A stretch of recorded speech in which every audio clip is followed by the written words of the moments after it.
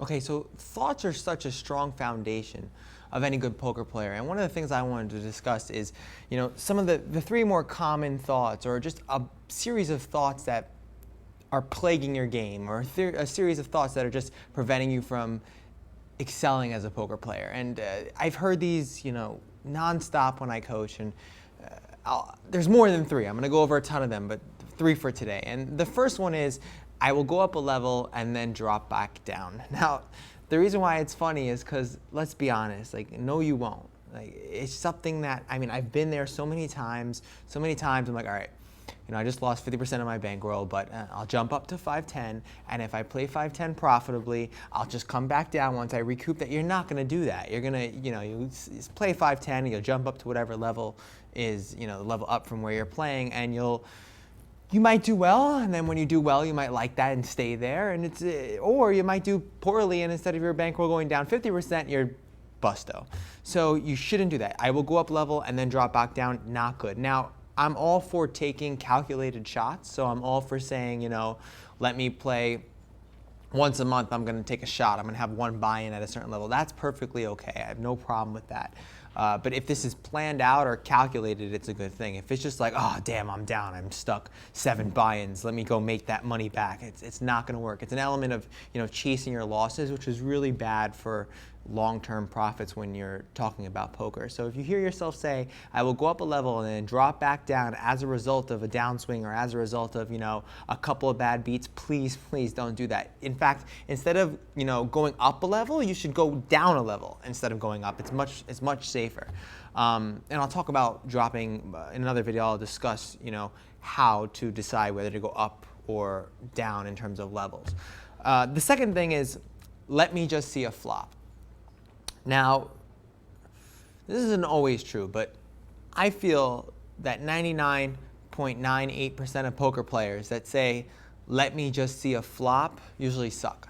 And it's usually an element of gambling. They're seeing if their 2 cards connect with the board, and you have to have multiple reasons why you want to see a flop, right? You want to see a flop because you're in position and the player to your right is just so freaking terrible, though no matter what you do, you can play that hand profitably. Something of that nature, and multiple reasons why you'd want to see a flop. Your hand flops well in a multi-way pot, or you think you can get a lot of value on the river, or whatever it is. You need multiple reasons, and sometimes players are like, all right, let's just see a flop, and they throw their chips in. And the argument against this is something like, it's a small mistake, right? It's a small mistake, and it could be a small mistake, throwing out, let's just see a flop for maybe 3% of your stack size, but usually it's a little bit more than that. But let's say it just was 3%. This is the problem with, rationalizing or saying it's okay to make small mistakes. And small mistakes are like slippery slopes. So small mistakes lead to huge mistakes. So you're like, all right, let me just see a flop, and you call with,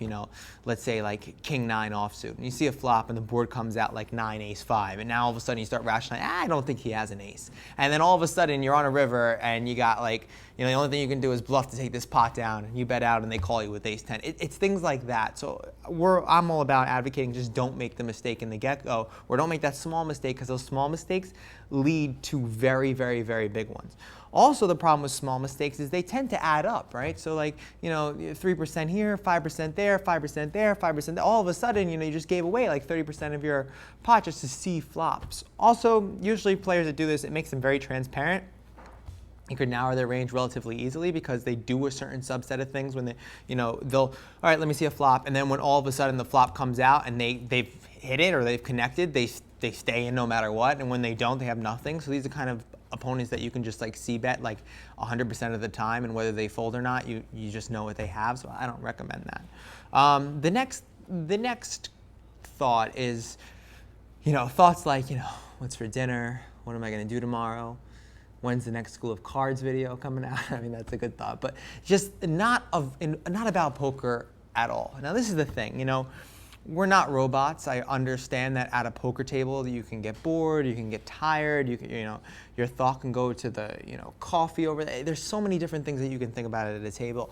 But these thoughts that have nothing to do with poker are important because they indicate a lack of focus, or they kind of show you that maybe you gotta take a break, or maybe you shouldn't be playing poker right now, and it's distractions. And what I use is, I use my internal thought process as sort of like a barometer to determine how focused I am in the game. So when I start thinking about, oh my God, I know tomorrow I got so much work to do, I probably should get out of here in a couple of minutes, like that, and I start not really thinking about the elements of the game, what players are doing, what's the flop, all these things. I'm just kind of in my own head.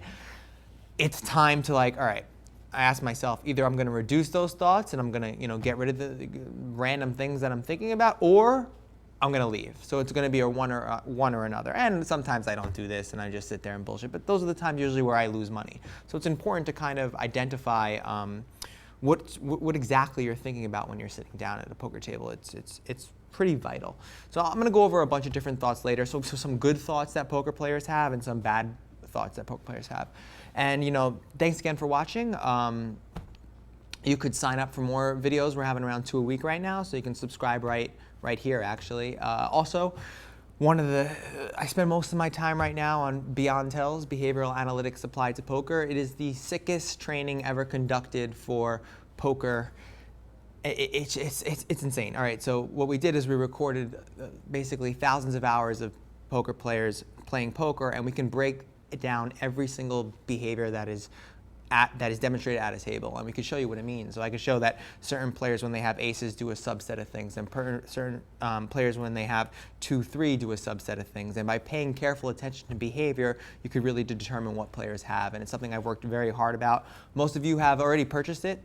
Thank you so much. I really appreciate it. Check out beyondtells.com for more information about that. And finally, just thanks again. And it's my motto. If you're not thinking, you're gambling. It's kind of the summary of what I've spoken about today. So get those thought processes in line, and don't go up a level when you just lost 60% of your stack, because we all know that ends bad. All right.